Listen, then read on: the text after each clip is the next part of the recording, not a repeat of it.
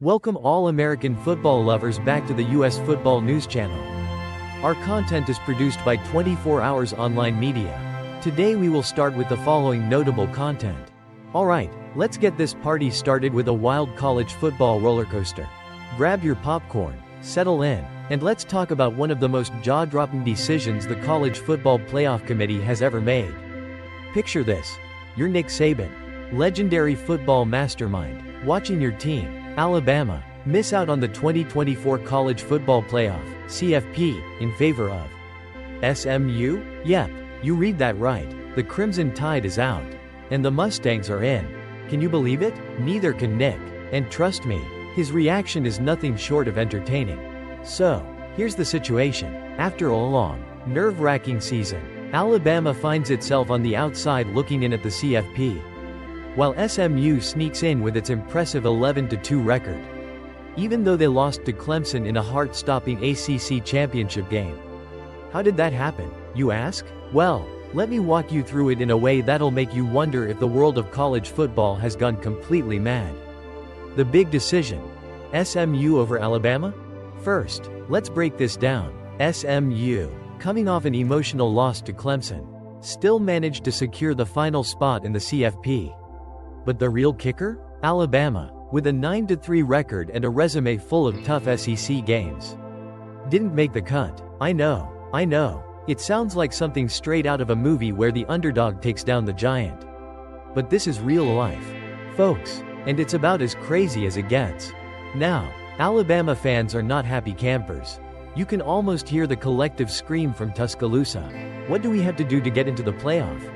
And while I totally understand their frustration, it turns out that this decision wasn't just based on who has the flashiest roster or the biggest name. Nope, this was about something bigger, the strength of schedule. Nick Saban's take on the matter. Now, let's talk about Nick Saban, the man who, as of late, is spending more time analyzing football from the sidelines than leading Alabama to yet another championship. When the decision came down, Saban didn't exactly throw a tantrum, he's too cool for that. But he did have some thoughts. In a post-selection show interview, Saban went full-on philosopher, pondering what this could mean for the future of scheduling. His big question? If we don't take strength of schedule into consideration, is there any benefit to scheduling really good teams in the future? That's a valid point, Nick. The scheduling conundrum. For years, Alabama has built its reputation on playing one of the toughest schedules in college football. They've got games against heavyweights like Notre Dame, Ohio State, and Florida State coming up. But after seeing the committee leave them out of the playoff despite that brutal schedule, Saban is wondering if all that effort is worth it. Here at Alabama, we're supposed to play Notre Dame, Ohio State, Wisconsin, Florida State in the future. Outside the league, those are great games for fans to see, Saban said. But now, what's the athletic director gonna do? He might cancel all those games. Who needs them when the SEC is already tough enough? And here's the kicker. If Alabama is left out of the playoff despite facing all these tough teams, why bother scheduling the big dogs? The committee already values the tough SEC schedule enough to put Alabama ahead of some other two-loss teams. But if that's not enough to get them into the playoff, maybe it's better to just focus on in-conference games, rack up wins, and forget about those tough non-conference battles. The committee's reasoning. So, what did the committee actually think? Well, Ward Manuel, the committee chair, made it clear. They value strength of schedule. According to Manuel, that's why Alabama, with 3 losses, still ranked ahead of some other two-loss teams. But even with all that strength, the Crimson Tide's 3 losses, 1 to Oklahoma and 1 to Vanderbilt, ultimately sunk their chances. Meanwhile, SMU, despite its loss to Clemson in the ACC championship, had a much easier road to the playoff. They had a 9-3 record but faced tough teams like BYU and TCU. And with their strong non-conference performances, they made a convincing case. Let's not forget SMU's last-second loss to Clemson either. They showed serious grit in that game. And let's talk about Alabama's schedule for a second. While SMU faced challenges in their non-conference matchups, Alabama played Western Kentucky, South Florida, Wisconsin, and Mercer. All easy wins. No sweat. You have to wonder if the committee looked at that and thought, You know what? Alabama, you had your shot, but these softies just don't cut it. The SMU story. Underdogs making waves.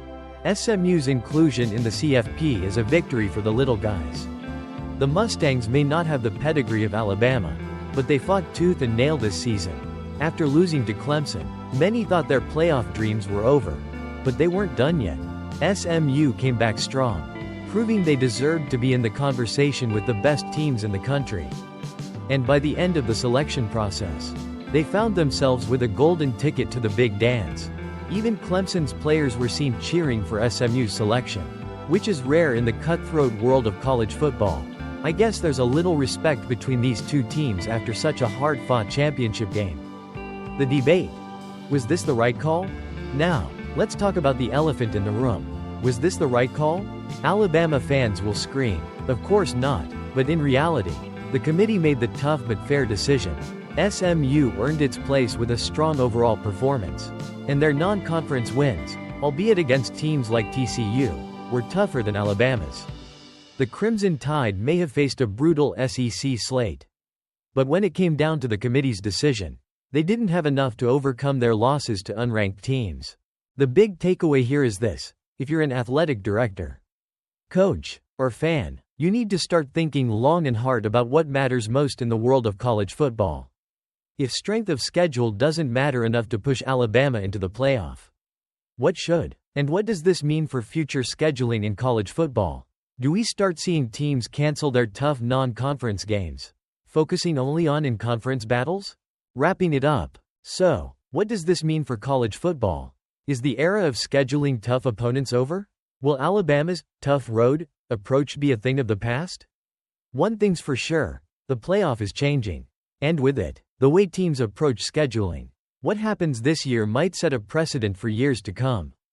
But for now, SMU fans are celebrating. Alabama fans are reeling. And Nick Saban is already thinking about the future of college football. So buckle up, folks, because things are only going to get crazier from here. Thanks for tuning in, everyone. If you enjoyed this breakdown, hit that like button, subscribe for more college football updates, and don't forget to share this video with your friends. Let's keep the conversation going, and I'll catch you all in the next one. Hey everyone, welcome back to the channel. If you're new here, make sure to hit that subscribe button and give this video a thumbs up if you enjoy it.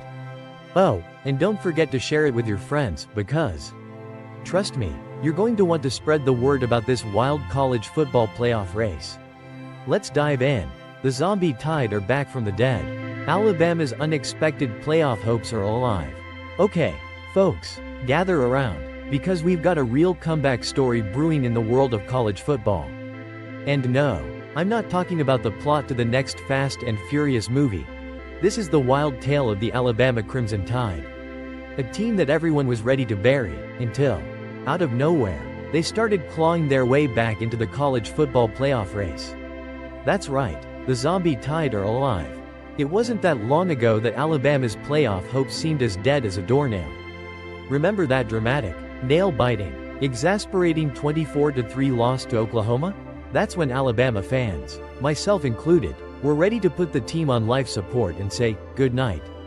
Sweet prince. That loss was bad, real bad. Fans were freaking out. Coaches were probably having a few extra cups of coffee to stay awake.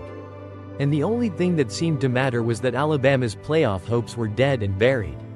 Heck, even their biggest fans were ready to start drafting their apology letters for their previous optimism. But hold up, just wait a second. Fast forward to the latest college football playoff, CFP, rankings. And guess what? Alabama is sitting at a sweet little number 11 spot. Yes, you heard that right, no. 11, as in, the very last at-large spot in the playoff picture. How did we get here? Well, buckle up, because the road to recovery is a lot bumpier and wilder than you might expect. Legends rant that went from doom to boom. Let's rewind the tape a bit. Just a couple of Mondays ago, if you were watching the Paul Feinbaum show, you probably witnessed an absolute meltdown of legendary proportions. You know who I'm talking about, Legend. Legend, an Alabama fan who has the emotional range of a roller coaster, was spiraling out of control. With his trademark passion and a bit of creative flair, He called for the firing of coach Kalen DeBoer after the ugly loss to Oklahoma. You could almost hear him yelling from the screen.